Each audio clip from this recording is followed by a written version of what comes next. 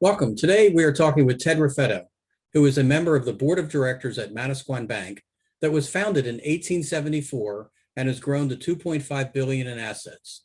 Ted, welcome and thank you for being here today. Thanks, Larry. I appreciate the opportunity to be with you and talk with any people that end up watching. Great, thanks. All right, so Ted, many people have not had the opportunity to talk with a member of a bank's board of directors. So today I'd like to discuss a few topics from a board member's perspective. Okay, so let's get started. You've been on the bank's board since 2013. What changes have you seen in the scope of topics that bank boards are addressing? Quite a few. When I did join the board in 2013, the composition of the board was primarily local businessmen who had been part of the board for quite a while. And clearly that's not unusual for a local mutual bank. And I joined shortly after a new CEO had joined the board, and he was very instrumental in steering the board less on the day-to-day operational issues, which really should be the purview of executive management, and more focused on compliance and strategic issues. And that was a significant change of behavior for the board members that have been part of the board for quite some time. In addition to that, we also looked at a number of other things, which I can talk to in a little bit more detail later. And we also formed a foundation, and that foundation we've used to really invest and do some things on our local community, which has been very important to the bank. Good. Okay, well, thank you. Good. All right, so as a community bank, and you kind of maybe started to reference this a little bit, how has the composition of your board members changed over the years?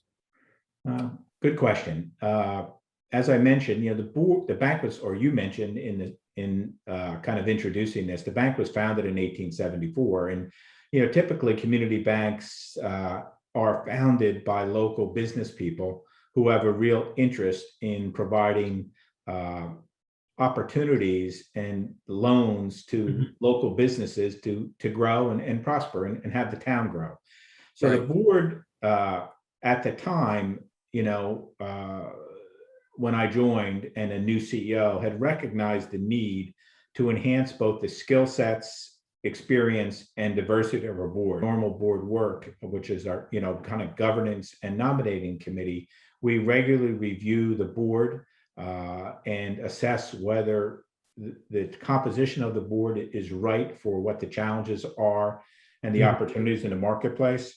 And that's done regularly. And that's why the board composition and members has changed since I joined the board in 2013.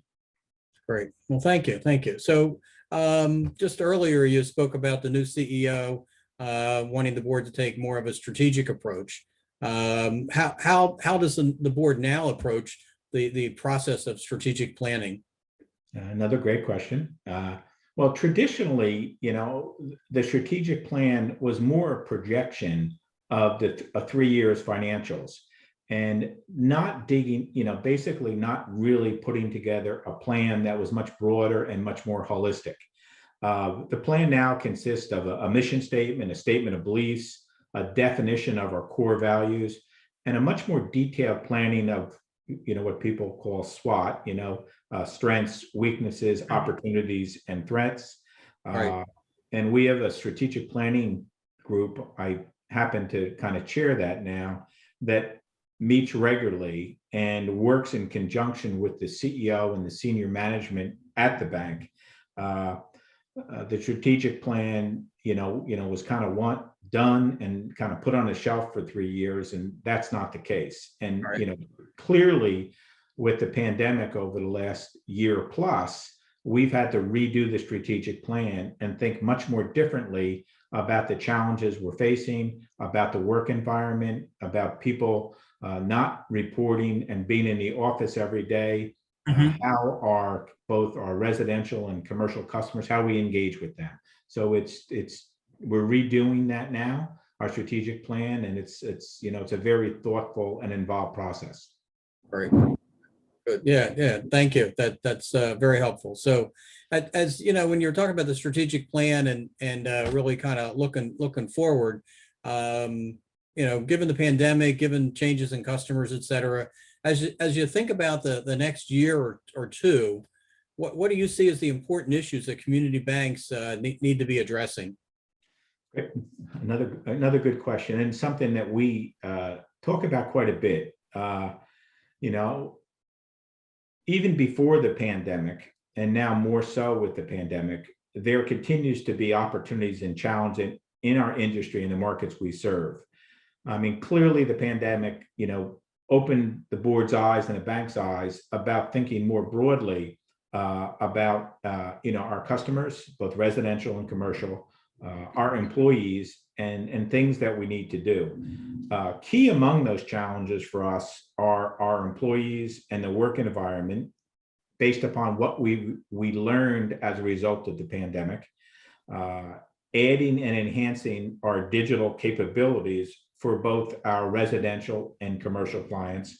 Mm-hmm. And one of the big things that that has been top of mind for us is constantly assessing cyber threats and challenges and actions we need to take to make sure that we're protecting our customers.